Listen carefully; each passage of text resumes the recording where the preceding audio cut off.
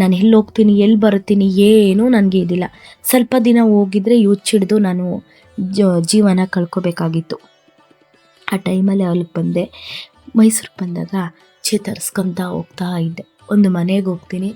ಆ ಮನೆಯಲ್ಲಿ ನನಗೆ ಅಷ್ಟೊಂದೇನು ವಾಸಿ ಆಗಲ್ಲ, ಕಂಟಿನ್ಯೂಸ್ ಆಗಿರುತ್ತೆ. ಎರಡನೇ ಮನೆಗೆ ಹೋಗ್ತೀನಿ. ಎರಡನೇ ಮನೆಗೆ ಹೋದಾಗ ಆ ಮನೆಯಲ್ಲಿ ಇದೆ, ಈ ಮಂತ್ರ ಎಲ್ಲ ಹೇಳಿರ್ತೀನಿ. ಮಂತ್ರ ಎಲ್ಲ ಹೇಳಿ ಆ ಮನೆಗೆ ಹೋದಾಗ ಒಂದು ದಿನ ಕೇಳಿದೆ ನಾನು, ರಾಯರೇ, ಇಷ್ಟು ದಿನ ನನಗಿದನಿಂದ ಮುಕ್ತಿನೇ ಇಲ್ವಾ? ನನ್ನ ಜೀವನ ಯಾವಾಗ ಸರಿ ಹೋಗುತ್ತೆ? ನನ್ನ ಜೀವನ ಕಾಪಾಡು, ನನ್ನ ಮಕ್ಕಳಿಗೋಸ್ಕರ ನಾನು ಬದುಕಬೇಕು ಅಂತ ರಾಯನ ನಾನು ಕೇಳ್ತಾ ಇದ್ದೀನಿ. ಅವಾಗ ರಾತ್ರಿ ರಾಯರು ಕನಸಿಗೆ ಬಂದರು.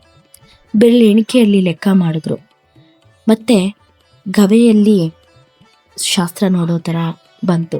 ಅವ್ರು ಯಾವ ರೂಪದಲ್ಲಿ ಬರ್ತಾ ಇದ್ರು ಅಂದರೆ ಸುಬೇಂದ್ರ, ಈಗಿನ ಮಂತ್ರಾಲಯದಲ್ಲಿ ಇರುವಂತಹ ಸುಬೇಂದ್ರ ತೀರ್ಥರ ಅವರ ರೂಪದಲ್ಲೇ ನನ್ನ ಕನಸಲ್ಲಿ ಪ್ರತಿದಿನ ಅವರು ಬರ್ತಾರೆ. ರಾಯರು ಹೆಂಗಿದಾರೋ ಅವರ ನಿಜವಾದ ಫೋಟೋಸ್ ಹಲವಾರು ಕಡೆ ನೋಡಿದ್ದೀನಿ ನಾನು. ನೋಡೋದಕ್ಕಿಂತ ಮುಂಚೆ ಅವರು ನನ್ನ ಕನಸಲ್ಲಿ ಇದೆ ಅದೇ ರೀತಿ ಬರ್ತಿದ್ರು. ಆ ಫೋಟೋ ನೋಡಿದಾಗ ನಾನು ಸೋಷಿಯಲ್ ಮೀಡಿಯಾದಲ್ಲಿ ನಾನು ಅನ್ಕೊತಿದ್ದೆ, ಇದೇ ರೀತಿ ನನ್ನ ಕನಸಲ್ಲಿ ರಾಯರು ಬರ್ತಿದ್ರಲ್ಲ ಅಂತ. ಎರಡು ರೀತಿ ಬರ್ತಾರೆ, ಒಂದು ವಯಸ್ಸಾಗಿರೋರ ಥರ ಬರ್ತಾರೆ, ಒಂದು ಸುಬೇಂದ್ರ ತೀರ್ಥರ ಥರ ಬರ್ತಾರೆ. ಸುಬೇಂದ್ರ ತೀರ್ಥರ ಒಂದು ಫೋಟೋನ ಮನೇಲಿ ಇಡು ಅಂತ ಹೇಳ್ಬಿಟ್ಟೋದ್ರು. ಆ ಫೋಟೋ ಇಟ್ಟಾಗಿಂದ ತುಂಬ ನಿದ್ದೆ ಮಾಡ್ತಿದ್ದೆ ನಾನು. ನನಗೆ ನಿದ್ದೆ ಮಾಡಿ 2 ವರ್ಷ ಆಗಿತ್ತು. ನನ್ನ ಕಣ್ಣಿಗೆ ಬೆಳಗ್ಗೆನೂ ನಿದ್ದೆ ಇಲ್ಲ, ರಾತ್ರಿನೂ ನಿದ್ದೆ ಇಲ್ಲ. ನನಗೆ 2 ವರ್ಷದಿಂದ ನಿದ್ದೆನೇ ಇಲ್ಲ. ಆವಾಗ ರಾಯರು ಕನ್ಸಲ್ಲಿ ಬಂದು ಹಿಂಗೆ ಹೇಳಿದಾಗ ನಾನು ಮೃತ್ತಿಕೆ ಮನೇಲಿಟ್ಟಿದ್ದೆ, ದಿನ ಪೂಜೆ ಮಾಡ್ತಿದ್ದೆ.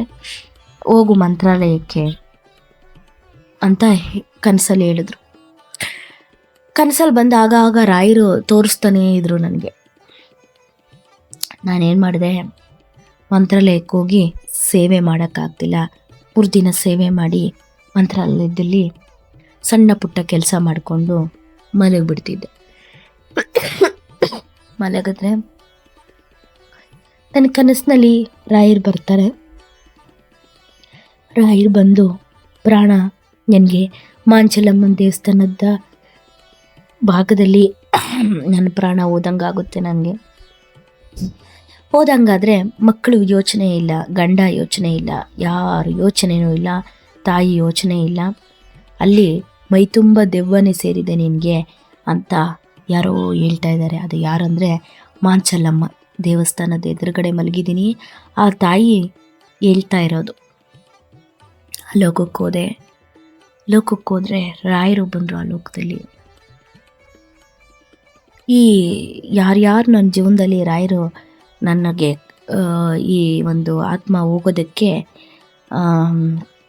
ಕಾರಣರು ಅವರೆಲ್ಲ ಶಿಷ್ಯಂದ್ರ ರೂಪದಲ್ಲಿ ಆ ಲೋಕಕ್ಕೆ ಬಂದಂಗೆ ನನಗೆ ಅನ್ನಿಸ್ತಾ ಇದೆ.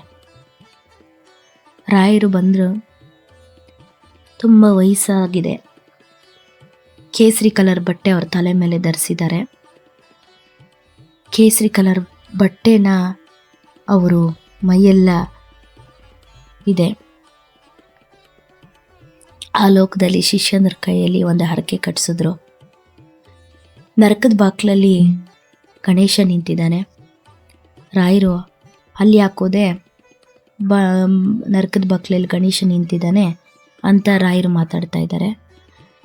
ಲಾಸ್ಟಲ್ಲಿ ಹರಕೆ ಎಲ್ಲ ಕಟ್ಟಿಸಿದಾದ್ಮೇಲೆ ಏನಾಗಿದೆ ನನಗೆ ಅಂತ ಕೇಳಿದೆ. ತೆಲುಗಲ್ಲಿ ಹೇಳಿದ್ರು, ಪಿಚಾಚಿ ಪಟ್ಟಿಂದಿ ನೀಕಿ ಅಂತ. ರಾಯರೇ ಇಷ್ಟೊಂದು ದಿನ ಅದು ಊಟ ಮಾಡೋಗು ಅಂತ ಅಲ್ಲಿ ಹೇಳಿದ್ರು. ನಾನು ಊಟ ತಿನ್ನೋ ಋಣ ನನಗಲ್ಲಿಲ್ಲ. ಆಗ ರಾಯರು ಹೇಳಿದ್ರು, ಶಿಷ್ಯಂದ್ರ ಕೇಳ್ತಾ ಇದ್ದಾರೆ. ಶಿಷ್ಯಂದ್ರಿಗೆ ಯಾವಾಗ ಕಂಪ್ಲೇಂಟ್ ಮಾಡ್ತಿದ್ದೆ.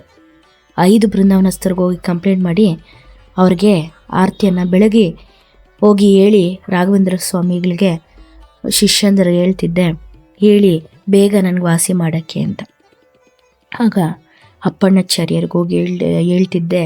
ಅಪ್ಪಣ್ಣಾಚಾರ್ಯ ಮಂತ್ರಗಳು ಹೇಳ್ತಿದ್ದೆ. ರಾಯರ ಮಂತ್ರಗಳೆಲ್ಲ ಹೇಳಿ ಒಂದು ಬುಕ್ಕಲ್ಲಿ ಬರೆದು ಉಂಡಿಯಲ್ಲಿ ಹಾಕಿದೆ. ಆಗ ರಾಯರು ಕನಸಲ್ಲಿ ಹೇಳ್ತಾ ಇದ್ದಾರೆ. ಶಿಷ್ಯರು ಕೇಳಿದ್ರೆ ಅವ್ರಿಗೆ ಯಾವಾಗ ವಾಸಿ ಆಗುತ್ತೆ ಅಂತ. ಕರೆಕ್ಟಾಗಿ 2 ತಿಂಗಳು 24 ದಿನಕ್ಕೆ ವಾಸಿ ಆಗುತ್ತೆ ಅಂತ ಅವ್ರು ಹೇಳಿದರು. ಹೇಳಿದಾದ್ಮೇಲೆ ಇಲ್ಲಿ ಬಂದು ನೋಡು 2:30 ಚಿಕ್ಕದೊಂದು ಬಾಟ್ಲಿ ಇಟ್ಟಿದ್ದೆ ಕುಡಿಯೋಕ್ಕೆ ನೀರು. ಎದ್ದು ಕುಡಿದೆ. ನನಗೆ ನಿಜವಾಗ್ಲೂ ಇದು ಸತ್ಯ. ರಾಯರು ಎಷ್ಟು ಬೃಂದಾವನದಲ್ಲಿ ನೆಲೆಸಿದಾರೋ ನನ್ನ ಮಾತು ಸತ್ಯ, ನಾನು ಸುಳ್ಳು ಆಡ್ತಿಲ್ಲ. ಆ ತಂದೆ ನನಗಲ್ಲಿ ಕಾಣಿಸಿದ್ದು ಒಂದೇ, ಅಲ್ಲಿ ಎಷ್ಟು ಜನ ಮಲಗಿದಾರೋ ಅಲ್ಲಿ ಎಲ್ಲ ತುಂಬ ನಿದ್ರೆಯಲ್ಲಿ ಜಾರಿದ್ದಾರೆ. ಅಲ್ಲಿರುವಂಥ 2 ಮನುಷ್ಯರು ನೋಡಿದೆ ನಾನು. ಒಂದು ಬುಕ್ ತಗೊಂಡು ಪೆನ್ ತಗೊಂಡು ನನಗನ್ಸಿದ್ದು ಇದು ಸತ್ಯನೋ ಸುಳ್ಳೋ ಗೊತ್ತಿಲ್ಲ, ಅವರು ಬರ್ಕೊಂಡಾಗ ನನಗೆ ಗೊತ್ತಾಗ್ತಾ ಇದೆ. ಅಂದರೆ ಯಾರ್ಯಾರಿಗೆ ಏನೇನು ಕಷ್ಟ ಇದೆಯೋ ಶಿಷ್ಯಂದರು ಬಂದು ನೋಡೋ ಥರ, ಅವ್ರ ಬಗ್ಗೆ ವಿಚಾರಿಸ್ಕೊಳ್ಳೋ ಥರ. ಮರುದಿನ ನಾನು ಈ ಥರ ಆಯ್ತಲ್ಲ, ಯಾರ ಹತ್ರನೂ ಹೇಳಲಿಲ್ಲ. ಬೆಳಗ್ಗೆ ಎದ್ದು ನನ್ನ ತಾಯಿಗೆ ಹೇಳಿದೆ, ಸುಮ್ಮನಾದೆ. ನಂತರ ನಾನು ಇನ್ನೊಂದು ಮಾರನೇ ದಿನ ಮಲ್ಕೊಂಡೆ. ನನ್ನ ಕಿವಿ ಹತ್ರ ಬಂದು ರಾಘವೇಂದ್ರ ಸ್ವಾಮಿಗಳ ಥರ ಹನುಮಂತ ನಡಿ ಹೋಗೋಣ ಅನ್ನೋ ಒಂದು ಮಾತು ಕಿವಿಯಲ್ಲಿ ಕೇಳಿಸ್ತಾ ಇದೆ ನನಗೆ. ನಂತರ ನಾನು ಮರುದಿನ 10ನೇ ದಿನ ಆಗುತ್ತೆ. ನಾನು ಎಷ್ಟು ದಿನ ಮನಸ್ಸಿನಲ್ಲಿ ಇರಬೇಕು ಅಂದ್ಕೊಂಡು ಹೋಗ್ತೀನಿ ಅಷ್ಟೇ ದಿನ ಇರೋಕ್ಕೆ ನಾನು ಮಂತ್ರಾಲಯದಲ್ಲಿ ಸಾಧ್ಯ. ಅದರ ಮೇಲೆ ಒಂದು ದಿನ, ಒಂದು ಕ್ಷಣ, ಒಂದು ನಿಮಿಷನೂ ನನ್ನ ಕೈಲಿ ಅಲ್ಲಿ ಇರೋಕ್ಕಾಗಲ್ಲ. ಅಲ್ಲಿ ಮಂತ್ರಾಲಯದಲ್ಲಿ ಇರೋರೆಲ್ಲ ನನ್ನ ಅಣ್ಣ ತಮ್ಮಂದ್ರ ಥರ, ನನಗೆ ತವ್ರ ಮನೆ ಥರ. ನಂಗೆ ಅಲ್ಲಿ ಓದಿ ಬಂದ್ರೇ ನನ್ನ ತವರಿಗೆ ಸಮಾಧಾನ, ನನಗೆ ಮನಸ್ಸಲ್ಲಿ ಆ ಥರ ಅನಿಸುತ್ತೆ. ಮತ್ತು ನನ್ನ ಒಂದು ವ್ಯಕ್ತಿ ಬರ್ತಾನೆ ನನ್ನ ಜೀವನದಲ್ಲಿ. ಆ ವ್ಯಕ್ತಿ ನನ್ನನ್ನು ಒಂದು ಬದುಕಿಸ್ಬೇಕು, ಒಂದು ಸಾಯಿಸ್ಬೇಕು ಅನ್ನೋದು ಅವನ ಮನಸ್ಸಲ್ಲಿರುತ್ತೆ. ಅವನು ಯಾವ ಥರ ಪಟ್ಟಿಡ್ದು ಕೂತಿದ್ನಂದರೆ ನಾನು ಮುಂದುವರಿಯೋಕ್ಕೂ ಬಿಡಬಾರ್ದು ಅನ್ನೋ ರೀತಿ. ಈಗಾಗಲೇ ನಾನು ಜೀವನದಲ್ಲಿ ಸುಮಾರು ನನಗೆ 24 ವರ್ಷ. ಇದರಲ್ಲಿ ಎಷ್ಟು ಕಷ್ಟ ನೋಡಬೇಕು, ಯಾರಿಂದನೂ ಸಾಧ್ಯವಾಗದಿದ್ದು ನಾನು ತುಂಬ ಗಟ್ಟಿ ಹೆಣ್ಣು. ನಾನು ಆ ಗಟ್ಟಿತನದಲ್ಲಿ ನಿಲ್ಲಕ್ಕೆ ರಾಯರು, ಒಂದು ಹೆಣ್ಣು ದೇವರು ಮಾರಿಯಮ್ಮ ಕಾರಣ. ಇದಕ್ಕೆ ಮುಂಚೆ ನಾನು ಜೀಸಸ್ನ ನಂಬ್ತಿದ್ದೆ 10 ವರ್ಷ. ನಾನು ಚಿಕ್ಕಂದಲ್ಲಿಂದ ಜೀಸಸ್ನ ನಂಬ್ತಿದ್ದೆ, ಚರ್ಚ್ಗೆ ಹೋಗ್ತಿದ್ದೆ, ಬರ್ತಿದ್ದೆ. ಕಾರಣಾಂತರಗಳಿಂದ ಅದು ನಿಂತೋಯ್ತು. ಆಮೇಲೆ ನನ್ನ ಜೀವನದಲ್ಲಿ ರಾಯರು ಬರ್ತಾರೆ. ನೋಡಿ, ರಾಯರು ಭಕ್ತಳಾಗ್ತಾಳಂತೂ ನನಗೆ ಗೊತ್ತಿಲ್ಲ. ನನ್ನ ಮಗ ಗುರುವಾರ ಜನಿಸ್ತಾನೆ, ಹೆಸರು ರೇದಲ್ಲೇ ಬರುತ್ತೆ, ರೇವಂತ್ ಅಂತ ನಾನೇ ಹೆಸರು ಇಡ್ತೀನಿ ನನ್ನ ಮಗನಿಗೆ. ನನ್ನ ಮಗ ನನ್ನ ಜೊತೇಲಿಲ್ಲ. ನಂತರ ನನ್ನ ಮಗಳಿದ್ದಾಳೆ. ನನ್ನ ಮಗಳು ನನ್ನ ತಾಯಿ ಹತ್ರ ಇದ್ದಾಳೆ. ಆಮೇಲೆ ನನ್ನ ತಾಯಿ ಮೈಸೂರಲ್ಲಿ ನಾವು ಮನೆ ಮಾಡ್ಕೊಂಡು ಆ ಮನೆಗೆ ಹೋದಾಗ ಎಲ್ಲ ರಾಯರ ದೊಡ್ಡ ಫೋಟೋ ತೊಗೊಂಬರ್ತೀನಿ. ತಗೊಂಬಂದು ಪ್ರತಿನಿತ್ಯ ರಾಯರಿಗೆ ಪೂಜೆ ಮಾಡ್ತಾ ಇರ್ತೀನಿ. ಒಂದು ದಿನ ಆ ವ್ಯಕ್ತಿ ಇದ್ದಕ್ಕಿದ್ದಂಗೆ ಫೋನು ಅವ್ರ ಹತ್ರ ಮಾತಾಡೋದು ಕಮ್ಮಿ ಮಾಡ್ತೀನಿ ನಾನು. ಯಾಕಂತಂದರೆ ಅವರು ಟಾರ್ಗೆಟ್ ಇದ್ದಿದ್ದೆ ಬೇರೆ, ನನ್ನನ್ನು ಸಂಪೂರ್ಣವಾಗಿ ಈ ಒಂದು ಲೋಕದಿಂದನೇ ಇರಿಸಬಾರ್ದು ಅನ್ನೋದು ಅವರು ತಲೆಯಲ್ಲಿ ಕೂತಿತ್ತು. ನನ್ನ ಜೊತೆಲೇ ಇರ್ತಾಯಿದ್ರು. ನನಗೆ ಅವರು ಮೋಸ ಮಾಡ್ತಿದ್ದಾರೆ, ಅವರು ನನಗೇನೋ ದಿಕ್ಕು ತಪ್ಪಿಸ್ತಾ ಇದ್ದಾರೆ, ನನಗೆ ಇದುವರೆಗೂ ಗೊತ್ತೇ ಆಗಲಿಲ್ಲ. ಹೋಗಿ ನನಗೆ ಅದೆಲ್ಲ ರಾಯರ ಅರಿವು ಮೂಡಿಸ್ತಾರೆ. ನನ್ನ ಜೀವನದಲ್ಲಿ ಅವರನ್ನು ತೆಗೆದು ಬಿಸಾಕ್ತಾರೆ. ಅವ್ರಿಗೂ ನನಗೆ ಯಾವುದೇ ಥರ ಸಂಬಂಧ ಇಲ್ಲ. ಒಂದು ಒಳ್ಳೆತನ, ಫ್ರೆಂಡ್ಶಿಪ್ ಅಷ್ಟೇ. ಸ್ಕೂಲ್ ಬಗ್ಗೆ, ಕಾಲೇಜ್ ಬಗ್ಗೆ, ವಿದ್ಯಾಭ್ಯಾಸದ ಬಗ್ಗೆ ಕೇಳ್ತಿದ್ದೆ ನಾನು. ಅವ್ರ ಮನಸ್ಸಲ್ಲಿ ಏನಿತ್ತೋ ಗೊತ್ತಿಲ್ಲ. ಇವಳು ಮುಂದುವರೆದ್ರೆ ಕಷ್ಟ ಅಂತ ಈ ಥರ ಎಲ್ಲ ಮಾಡಿರ್ತಾರೆ. ಇದ್ದಕ್ಕಿದ್ದಂಗೆ ಏನು ಮಾಡಿದ್ರು ನಾನು ಎಷ್ಟೋ ಸರಿ ಅನ್ಕೊತಿದ್ದೆ, ತುಂಬ ಸ್ಟ್ರಾಂಗ್ ಆಗಲಿ, ನಾನು ಯಾರೂ ಮಾತಾಡ್ಸಲ್ಲ. ಈ ವ್ಯಕ್ತಿ ನಾನು ಹೆಂಗೆ ಮಾತಾಡಿಸ್ಕೊತಾ ಇದ್ದೆ, ಯಾಕೆ ಇವ್ರನ್ನ ನಾನು ಮಾತಾಡಿಸ್ತಾ ಇದ್ದೀನಿ, ಯಾಕೆ ನನಗೆ ಗೊತ್ತೇ ಆಗಲಿಲ್ಲ. ನನಗೆ ಕೊನೆ ತನಕ ಗೊತ್ತೇ ಆಗಲಿಲ್ಲ. ಇದ್ದಕ್ಕಿದ್ದಂಗೆ ರಾಯರು ಅವ್ರ ಜೊತೆ ಮಾತು ಬಿಡಿಸ್ತಾರೆ. ಆಮೇಲೆ ನನ್ನ ಜೀವನ ಸರಿ ಹೋಗ್ತಾ ಬರುತ್ತೆ. ಪ್ರತಿಯೊಂದನ್ನು ಅವನು ವಶೀಕರಣ ಮಾಡ್ಕೊಂಡಿದ್ರೆ ಏನೋ ಗೊತ್ತಿಲ್ಲ. ನನ್ನ ಜೀವನದಲ್ಲಿ ಏನೇನು ನಡೆಯುತ್ತೆ, ತಿಂದಿದ್ದು, ಮಲಗಿದ್ದು, ಎದ್ದಿದ್ದು ಪ್ರತಿಯೊಂದು ಆ ವ್ಯಕ್ತಿ ಹತ್ರ ನಾನು ಒಪ್ಪಿಸ್ಬೇಕಾಗಿತ್ತು. ನಾನು ಮಾತು ಬಿಟ್ಟರೆ ಮತ್ತೆ ಅವ್ರ ಹತ್ರ ಮಾತಾಡಬೇಕು ಅಂತ ಅನಿಸೋ ಥರ ಏನು ಮಾಡ್ತಿದ್ರೋ ಗೊತ್ತಿಲ್ಲ. ನನ್ನ ಫೋಟೋಸ್ ಇಟ್ಕೊತಿದ್ರು. ನನ್ನ ಮನೆಗೆ ಬಂದು 2 ಫೋಟೋಸು ಅವ್ರು ತೊಗೊಂಡೋಗಿದ್ರು. ಅದನ್ನು ಯಾರ್ದೋ ಮುಖಾಂತರ ನನಗೆ ಗೊತ್ತಾಯಿತು. ಆಮೇಲೆ ಈ ವ್ಯಕ್ತಿ ಯಾಕೆ ಈ ಥರ ಎಲ್ಲ ಮಾಡ್ತಿದ್ದಾನೆ ಅನ್ನೋದು ನನ್ನ ಮನಸ್ಸಲ್ಲಿ ಕೂತ್ಕೊಂತು. ಆಗ ರಾಘವೇಂದ್ರ ಸ್ವಾಮಿಗಳು ಸಂಪೂರ್ಣವಾಗಿ ನನ್ನ ಜೀವನದಲ್ಲಿ ಏನು ಮಾಡಿದ್ರು ಅವರನ್ನು ತೆಗೆದು ಬಿಸಾಕಕ್ಕಾಗದೇ ಇರೋವಂಥ ವ್ಯಕ್ತಿನ ಮಂಜು ಥರ ಕರಗಿ ಆ ಒಂದು ಅವರು ನನ್ನ ಮೇಲೆ ಏನೇನು ಒಂದು ಪ್ರಯೋಗ ಮಾಡಿದ್ರೋ ಅದನ್ನೆಲ್ಲ ರಾಯರು ಕರಗಿಸಿ ಒಂದು ಅವರನ್ನು ಕಿತ್ತು ನನ್ನ ಜೀವನದಲ್ಲಿ ಬಿಸಾಟ್ಬಿಟ್ರು. ಮತ್ತು ಅವ್ರು ಏನೇ ಪ್ರಯತ್ನ ಮಾಡಿದ್ರೂ ರಾಯರು ನನಗೆ ಒಲಿದ್ರು. ಎಷ್ಟೇ ಪ್ರಯತ್ನ ಮಾಡಿದ್ರು ನನ್ನ ಜೀವನದಲ್ಲಿ ಆ ವ್ಯಕ್ತಿ ಇನ್ನೆಂದು ರಾಯರ ಅನುಗ್ರಹದಿಂದ ಅವರು ಬರೋಕ್ಕೆ ಸಾಧ್ಯ ಇಲ್ಲ. ನಾನು ಮಾತಾಡೋದು ಬಿಟ್ಟೆ. ನನ್ನ ಜೀವನ ಮೊದಲಿನ ಥರ ಜೀವನ ಹತ್ಕೊಂಡು ಸ್ಟೆಪ್ ಬೈ ಸ್ಟೆಪ್ ಹೋಗ್ತಾನೇ ಇದ್ದೀನಿ. ಈಗಲೂ ಅಷ್ಟೇ ಜೀವನ. ಆಮೇಲೆ ರಾಯರು ಹೇಳ್ದಂಗೆ ಸ್ವಲ್ಪ ವಾಸಿ ಆತ ಬಂತು. 2 ತಿಂಗಳ 24 ದಿನ ಆಗೋ ಹತ್ತತ್ರದಲ್ಲಿ ಮತ್ತೆ ರಾಘವೇಂದ್ರ ಸ್ವಾಮಿ ಕನಸಲ್ಲಿ ಬಂದು ನನಗೆ ಕೈ ಮುಟ್ಟಿ ನೋಡಿದ್ರು. ಮಗಳು ಚೆನ್ನಾಗಾಗ್ಬಿಟ್ಟಿದೆಯಲ್ಲೋ, ಇನ್ನೊಂದು ತಿಂಗಳ ಇದೆ, ಕಷ್ಟಪಟ್ಬಿಡು, ಬಾಧೆ ಬಿದ್ದುಬಿಡು ಅಂತ ಹೇಳಿ ನನ್ನ ಕೈನ ನರನಾಡಿಯನ್ನು ಮುಟ್ಟಿ ರಾಯರು ನೋಡ್ದಂಗೆ ಅನ್ನಿಸ್ತು ನನಗೆ ಕನಸಲ್ಲಿ. ನನ್ನ ಜೀವನದಲ್ಲಿ ಮುಂದೆ ಏನಾಗುತ್ತೆ ಅನ್ನೋದನ್ನು ರಾಯರು ಯಾವಾಗಲೂ ತೋರಿಸ್ತಾ ಇರ್ತಾರೆ. ಇದಾಗುತ್ತೆ ನಿನ್ನ ಜೀವನದಲ್ಲಿ, ಮುಂದೆ ಬರೋದನ್ನು ಹಿಂದೆ ನನ್ನ ಕನಸಲ್ಲಿ ಬಂದು ಎಚ್ಚರಿಕೆ ಕೊಟ್ಟು ಹೋಗ್ತಾರೆ. ಇವತ್ತು ನಾನು ಜೀವಂತವಾಗಿದ್ದೀನಿ, ಒಂದು ಹಗಲು ಅನ್ನ ತಿಂತಾಯಿದ್ದೀನಿ ಅಂದರೆ ರಾಯರೇ ಕಾರಣ. ನನಗೆ ರಾಯರು ಪ್ರತಿನಿತ್ಯ ಪೂಜೆ ಮಾಡ್ತೀನಿ. ರಾಯರಿಗೆ ನನ್ನ ಪೂಜೆ ರಾಯರಿಗೆ ಸಲ್ಲುತ್ತೆ. ಆಮೇಲೆ ಸುಬೇಂದ್ರ ತೀರ್ಥರ ರೂಪದಲ್ಲಿ ಬಂದು ನನ್ನ ಮಗುಗೆ ಆರೋಗ್ಯ ಸರಿ ಇಲ್ಲ ಅಂದ್ರೂ ಬಂದು ಕೈಯಲ್ಲಿ ತಲೆಯನ್ನು ಸವರ್ತಾ ಇದ್ರು. ಅವ್ರ ಕೈಯಲ್ಲಿರೋಂಥ ಕಲ್ಲು ಸಕ್ಕರೆನ ನನ್ನ ಮಗುಕ್ಕೆ ಕೊಟ್ಟಂಗೆ ಅನಿಸುತ್ತಾ ಇತ್ತು ನನ್ನ ಕನಸಲ್ಲಿ. ಅದಾದಮೇಲೆ ನನ್ನ ಮಗಳು ಕಾಯಿಲೆ ಬೀಳ್ತಾಳೆ. ಕರೆಕ್ಟಾಗಿ 48 ಇಂಜೆಕ್ಷನ್ ಅವಳ ದೇಹಕ್ಕೆ ಹೋಗುತ್ತೆ. ಆಮೇಲೆ ಅವಳು ಸರಿ ಹೋಗ್ತಾ ಹೋಗ್ತಾಳೆ. ಮುಂದೆ ಆಗೋದನ್ನು ನನ್ನ ಜೀವನದಲ್ಲಿ ಎಚ್ಚರಿಕೆ ಕೊಡ್ತಾ ಹೋಗ್ತಾ ಇರ್ತಾಳೆ. ಆಮೇಲೆ ಕೊಡ್ತಾ ಹೋಗ್ತಾ ಇರ್ತಾರೆ. ನಂತರ ನನ್ನ ಜೀವನದಲ್ಲಿ ಒಂದು ವಿಶೇಷವಾದ ಬೇಕಾದಷ್ಟು ಪವಾಡ ರಾಯರು ನಡೆಸ್ತಾ ಹೋಗ್ತಾರೆ. ಆಮೇಲೆ ನನ್ನ ಮನೆಯಲ್ಲಿ ನನ್ನ ಪೂಜೆ ನಡೆಸ್ತಾ ಮೃತ್ತಿಕೆ ತಗೊಂಡು ನನ್ನ ಅಣ್ಣನ ಮನೆಗೆ ಹೋಗ್ತೀನಿ. ಅವನು ತುಂಬ ದುಶ್ಚಟಗಳಿಂದ ಹಾಳಾಗ್ಬಿಟ್ಟಿದ್ದಾನೆ. ಅವ್ರ ಮನೇಲಿ ಹೋಗಿ ಮಲಗಿದಾಗ ರಾಯರ ಕನಸಿನಲ್ಲಿ ಬಂದರು. ಫೋಟೋ ಏನಕ್ಕೆ ಇರಿಸಿದ್ರು ಅನ್ನೋ ಥರ ಯೋಚನೆ ನನಗೆ. ನಿಜವಾಗ್ಲೂ ಅದನ್ನು ಯೋಚನೆ ಮಾಡಿದ್ದೀನಿ. ಮಂತ್ರಾಲಯಕ್ಕೆ ನಾನು ನಮ್ಮಣ್ಣ ಹೋದಂಗೆ ಅಲ್ಲಿರೋ ಫೋಟೋ ತೊಗೊಂಬಂದು 5 ನಿಮಿಷದಲ್ಲೇ ಮೈಸೂರಲ್ಲಿರೋ ಮನೇಲಿ ಇಟ್ಟಂಗೆ ನಾನು ರಾಯರು ಬಂದು ಕನಸಲ್ಲಿ ಚೇರ್ ಹಾಕ್ಕೊಂಡು ನಾನು ಮಾಡೋ ಪೂಜೆನೆಲ್ಲ ಸುಬೇಂದ್ರ ತೀರ್ಥರ ಫೋಟೋದಿಂದ ಬಂದು ನೋಡ್ದಂಗೆ ಆ ಥರ ತೋರಿಸಿದ್ರು ನನಗೆ. ಇಷ್ಟೊತ್ತು ಕೂತಿದ್ದಾರೆ ನನ್ನ ತಂದೆ. ಒಂದು ತಿಂಗಳಲ್ಲಿ 2-3 ಸರಿ ಆದರೂ ನನ್ನ ಕನಸಲ್ಲಿ ಬರ್ತಾರೆ, ಮುಂದೆ ಎಚ್ಚರಿಕೆ ಕೊಡ್ತಾರೆ, ಮಾತಾಡಿಸ್ತಾರೆ. ನನ್ನ ಯೋಗಕ್ಷೇಮ ವಿಚಾರಿಸ್ದಂಗೆ ಅನಿಸುತ್ತೆ ನನಗೆ. ನೋಡಿ, ಯಾರ ಜೀವನದಲ್ಲಿ ಈ ಥರ ತುಂಬ ಅದ್ಭುತವಾದ ಪವಾಡ ನಡೆದಿದೆಯೋ ಇಲ್ಲ ಗೊತ್ತಿಲ್ಲ. ನನಗೆ ಕಣ್ಣಾರ ನೋಡಿರೋದು ನನ್ನ ಜೀವನದಲ್ಲಿ ನಡೆದಿದೆ. ನಂತರ ಇದಾಗುತ್ತೆ. ಒಂದಿನ ಹೊನ್ನಾವರಕ್ಕೆ ಹೋಗ್ಬೇಕನ್ಸುತ್ತೆ ನನಗೆ ಹೊನ್ನಾವರಕ್ಕೆ ಹೋಗ್ಬೇಕನ್ಸಿದ್ರೆ ನಾನು ಏನು ಮಾಡ್ತೀನಿ ಅಂದರೆ, ನನ್ನ ಹತ್ರ ದುಡ್ಡಿಲ್ಲ. ಆಗಾಗಲೇ ನನ್ನ ಜೀವನದಲ್ಲಿ ಒಂದು ವ್ಯಕ್ತಿ ಬಂದಿರ್ತಾನೆ.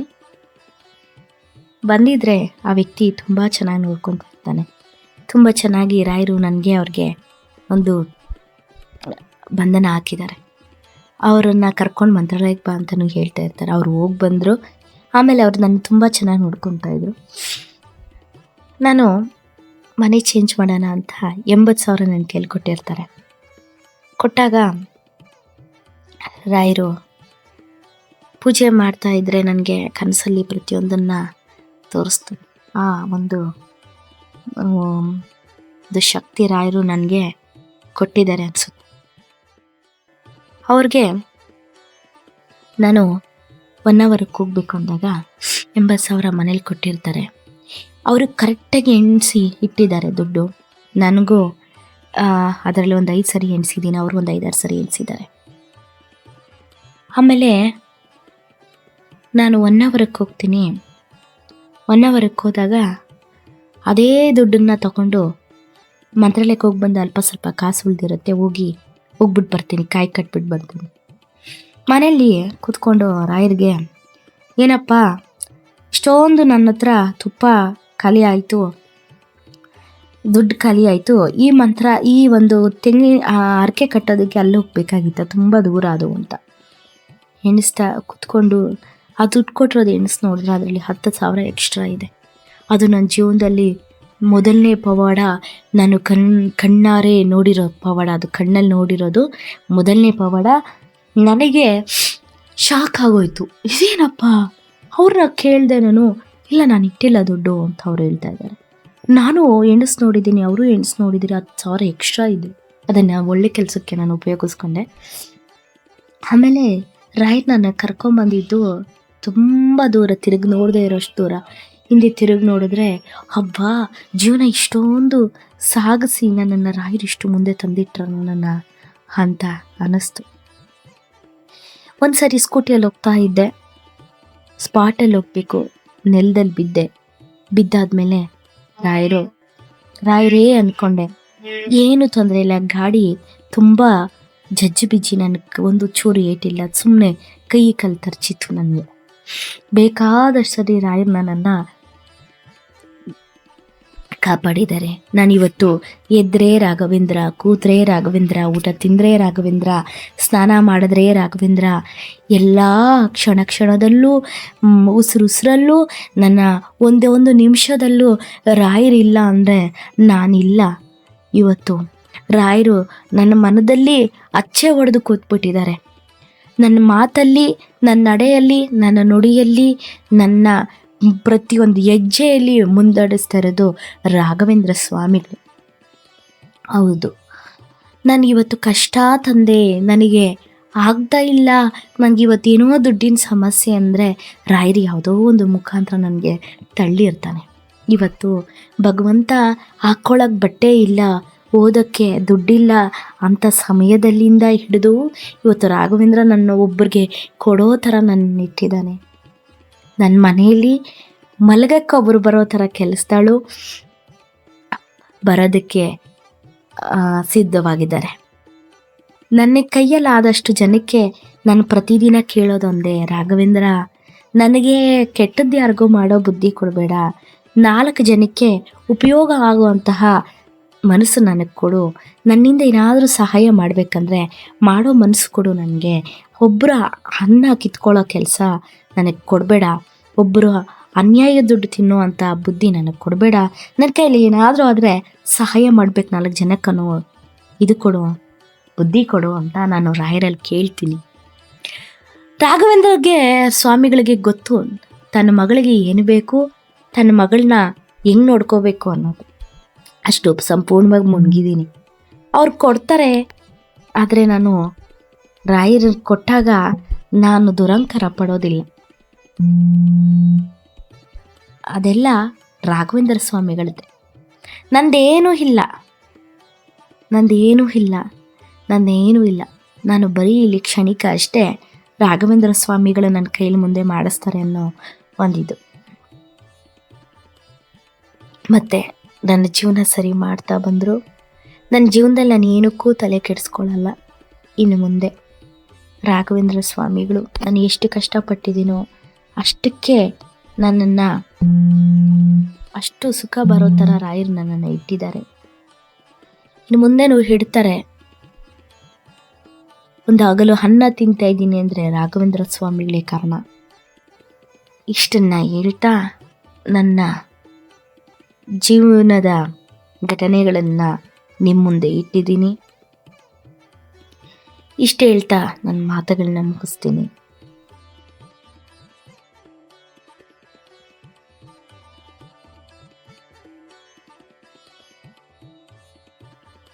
ಶ್ರೀ ರಾಘವೇಂದ್ರ ಸ್ವಾಮಿ ಮಠದ ದರ್ಶನ ಸಂಕಲ್ಪದಲ್ಲಿ ಶ್ರೀ ರಾಘವೇಂದ್ರ ಸ್ವಾಮಿಗಳ ದೈವಿಕ ಬೋಧನೆಗಳ ಮೂಲಕ ಈ ಆಧ್ಯಾತ್ಮಿಕ ಪ್ರಯಾಣದಲ್ಲಿ ನಮ್ಮೊಂದಿಗೆ ಸೇರಿದ್ದಕ್ಕಾಗಿ ಧನ್ಯವಾದಗಳು. ಈ ಭಾವಪೂರ್ಣ ಅನುಭವವನ್ನು ನೀವು ಆನಂದಿಸಿದ್ದೆ. ಶ್ರೀ ರಾಘವೇಂದ್ರ ಸ್ವಾಮಿಗಳ ಬೋಧನೆಗಳು ಮತ್ತು ಪವಾಡಗಳಿಗೆ ಮೀಸಲಾದ ಹೆಚ್ಚಿನ ಪುಷ್ಟೀಕರಿಸುವ ವಿಷಯಕ್ಕಾಗಿ ರಾಯರ ಭಕ್ತ ಚಾನೆಲ್ಗೆ ಚಂದಾದಾರರಾಗಲು ಮರೆಯಬೇಡಿ. ಅಧಿಸೂಚನೆಗಳನ್ನು ಸ್ವೀಕರಿಸಲು ಬೆಲ್ ಐಕಾನ್ ಅನ್ನು ಒತ್ತಿರಿ ಮತ್ತು ಭಕ್ತಿಯ ಸಾಗರದಲ್ಲಿ ಮುಳುಗುವ ಅವಕಾಶವನ್ನು ಎಂದಿಗೂ ಕಳೆದುಕೊಳ್ಳಬೇಡಿ. ಆಧ್ಯಾತ್ಮಿಕ ಕಂಪನಗಳನ್ನು ಹರಿಯುವಂತೆ ಮಾಡಲು ಸಾಮಾಜಿಕ ಮಾಧ್ಯಮದಲ್ಲಿ ನಮ್ಮೊಂದಿಗೆ ಸಂಪರ್ಕದಲ್ಲಿರಿ. ರಾಯರ ಭಕ್ತ Facebook, Instagram, Twitter, Threads, YouTube, Telegram channel, WhatsApp channel. ನಮ್ಮ ಆಧ್ಯಾತ್ಮಿಕ ಕುಟುಂಬದ ಭಾಗವಾಗಿದ್ದಕ್ಕಾಗಿ ಧನ್ಯವಾದಗಳು. ಮುಂದಿನ ವಿಡಿಯೋದಲ್ಲಿ ಮತ್ತೆ ಭೇಟಿಯಾಗುವವರೆಗೂ ಶ್ರೀ ರಾಘವೇಂದ್ರ ಸ್ವಾಮಿಗಳ ಆಶೀರ್ವಾದ ಸದಾ ನಿಮ್ಮ ಮೇಲಿರಲಿ. ಓಂ ಶ್ರೀ ರಾಘವೇಂದ್ರಾಯ ನಮಃ.